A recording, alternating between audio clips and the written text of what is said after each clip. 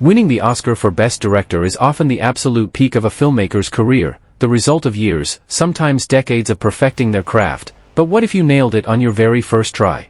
Imagine hitting a grand slam in your first ever major league at-bat. It's an almost unbelievable feat. It is also one of the rarest accomplishments in Hollywood history, so rare, it's only happened 6 times.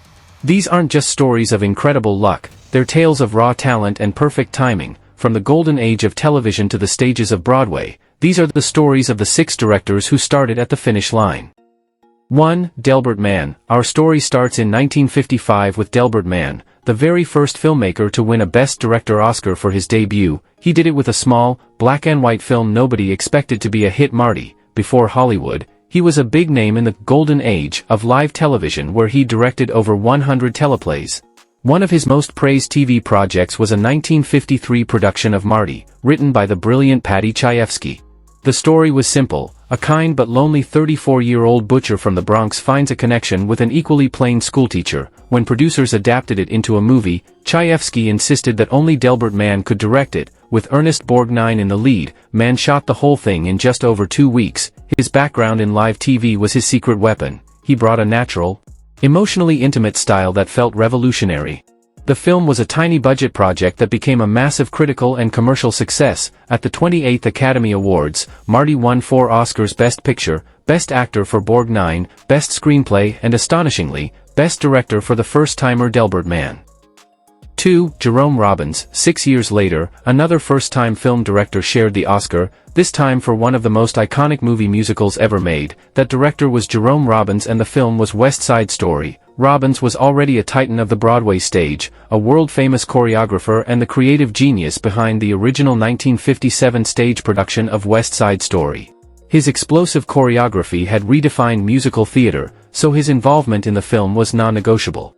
The problem was, Robbins had never directed a film. The studio paired him with veteran filmmaker Robert Wise. With Robbins directing the musical sequences and Wise handling the dramatic scenes, it was a brilliant but combustible partnership. Robbins was a notorious perfectionist and his time-consuming methods got him fired before the film was even finished, but his vision was the soul of the movie. Those electrifying dance numbers, filmed on the gritty streets of New York, were unlike anything audiences had seen. West Side Story won 10 Academy Awards, including Best Picture. In a historic first, the Best Director Oscar was given to 2 people, Robert Wise and the debut director Jerome Robbins. 3. Robert Redford. We jump forward nearly 2 decades to 1980. This time, the winner wasn't from TV or Broadway but one of the biggest movie stars on the planet. Robert Redford was at the peak of his acting career when he stepped behind the camera for his debut, a quiet, devastating family drama called Ordinary People. Redford was an icon, the star of classics like The Sting and All the President's Men. But for his first film, he chose Judith Guest's novel about a wealthy family torn apart by grief after their eldest son dies. Redford's experience as an actor gave him deep insight into performance. He famously drew a raw, vulnerable performance from Mary Tyler Moore, casting her against her comedic type, and guided 20-year-old Timothy Hutton to a Best Supporting Actor Oscar. The film is a masterclass in subtlety, focusing on unspoken tension simmering beneath a perfect suburban surface. The film was a critical triumph, beating out heavy hitters like Martin Scorsese's Raging Bull to win Best Picture, and in a stunning moment, Robert Redford the movie star became an Oscar-winning director on his very first try. 4. James L. Brooks. Just 3 years later, another director with a TV background took home the Oscar. This was James L. Brooks, and his film Terms of Endearment would become one of the most beloved tragicomedies ever made. Like Delbert Mann, Brooks was a giant in television, the creative genius behind The Mary Tyler Moore Show and Taxi. His gift was finding the perfect balance between humor and heartbreak.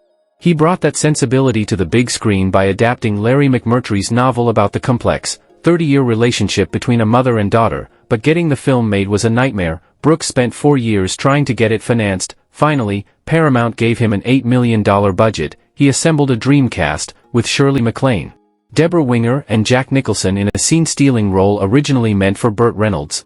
Terms of Endearment was a masterpiece of emotional storytelling. It dominated the Oscars, and James L. Brooks himself took home 3 statues: Best Picture, Best Adapted Screenplay, and remarkably, Best Director for his debut film. 5. Kevin Costner. Our 5th director was another movie star who, like Robert Redford, bet on himself. In 1990, Kevin Costner risked his career to direct and star in a 3-hour epic western with long stretches of dialogue in the Lakota language. The film was Dances with Wolves. The project was seen as a colossal gamble. Many in Hollywood nicknamed it Kevin's Gate, a nasty reference to a famous box office bomb.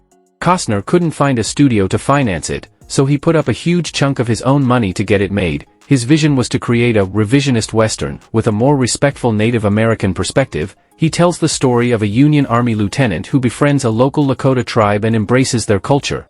Against all odds, the film was a staggering success, grossing over $424 million worldwide. At the 63rd Academy Awards, it won 7 Oscars, and when the envelope for Best Director was opened, it was Kevin Costner's name that was called, completing a massive underdog story.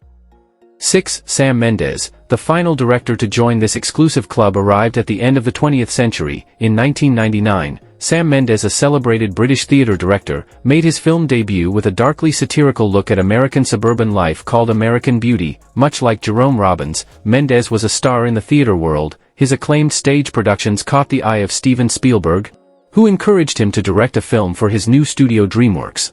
The script was a provocative screenplay by Alan Ball satirizing the hollow emptiness of the American middle class. Mendes had to convince the studio that a British theatre director with zero film experience was the right choice. He brought his sharp theatrical instincts to the project, crafting a film that was visually stunning and perfectly balanced between dark comedy and deep sadness.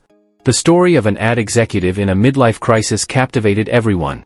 The film became a cultural touchstone and a box office smash. At the 72nd Academy Awards, American Beauty won 5 Oscars including Best Picture, and Sam Mendes became the 6th and to this day, the last person to win the industry's highest directing honor for a debut film. And there you have it, the 6 directors who pulled off the nearly impossible. From Delbert Mann's TV realism to Sam Mendes's theatrical satire, each one brought a unique background to their first film and ended up making Oscar history. So, which of these debut wins do you think is the most impressive? Was it Costner's epic gamble? Redford's pivot from stardom? Let me know your thoughts in the comments below, and if you enjoyed this trip through film history, don't forget to like and subscribe.